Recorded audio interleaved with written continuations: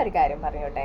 നമുക്ക് ഒരുപാട് നമ്മളെ ചുറ്റിലും ഒരുപാട് മോട്ടിവേഷൻ തരാനായിട്ട് കോട്സ് ഉണ്ടാവും, അല്ലെങ്കിൽ വീഡിയോസ് ഉണ്ടാവും, അല്ലെങ്കിൽ ബുക്കുകളുണ്ടാവും. ഇതൊക്കെ വായിച്ചിട്ട് നമ്മൾ എന്തുകൊണ്ടാണ് ഒന്ന് മോട്ടിവേറ്റഡ് ആവാത്തത്? ലൈക്ക് ഇപ്പം ആറ്റിറ്റ്യൂഡ് ഈസ് എവറിത്തിങ് എന്നൊക്കെ പറഞ്ഞിട്ട് ജെഫ് കെല്ലറിൻ്റെയൊക്കെ ഓരോ ബുക്കുകളൊക്കെ ഉണ്ട്. അതിനകത്തുള്ള ഓരോ പേജിലും നമ്മളിങ്ങനെ വായിക്കുന്നതിനനുസരിച്ചിട്ട് നമുക്ക് ഗൂസ് ബംസ് ഉണ്ടാവും.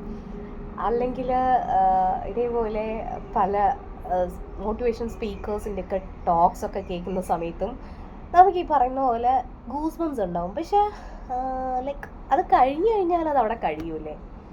എന്തുകൊണ്ടാണ് അതില്ലാത്ത? ഞാനിങ്ങനെ എന്നോട് ചോദിക്കുന്നൊരു ചോദ്യമാണ്.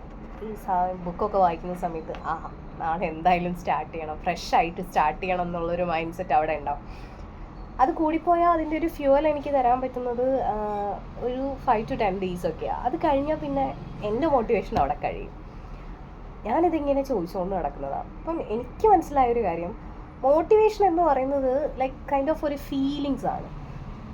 പക്ഷേ അതിൻ്റെ കൂടെ ഡിസിപ്ലിൻ എന്ന് പറയുന്ന ഒരു സംഭവം നമ്മുടെ കൂടെ ഉണ്ടെങ്കിൽ അത് കുറച്ചുകൂടി ബെറ്റർ ആയിരിക്കും. അപ്പം നമ്മുടെ ഫീലിങ്സിനെയും ഡിസിപ്ലിനെയും ഒന്നിച്ച് കൊണ്ടുപോകാൻ പറ്റിക്കഴിഞ്ഞാൽ നമുക്ക് ലൈഫിൽ സക്സസ് ആവാൻ പറ്റും അല്ലേ?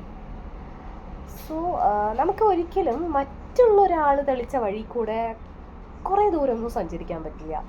നേരെ മറിച്ച് നമ്മളായിട്ട് കണ്ടെത്തുന്ന വഴികളിലൂടെ സഞ്ചരിക്കുകയാണെങ്കിൽ കുറച്ചുകൂടി ബെറ്റർ ആയിരിക്കും. ഈ ഒരു തോട്ട് നിങ്ങൾക്ക് connect ആവുന്നുണ്ടെങ്കിൽ please stay with me and please do subscribe. Thank you so much.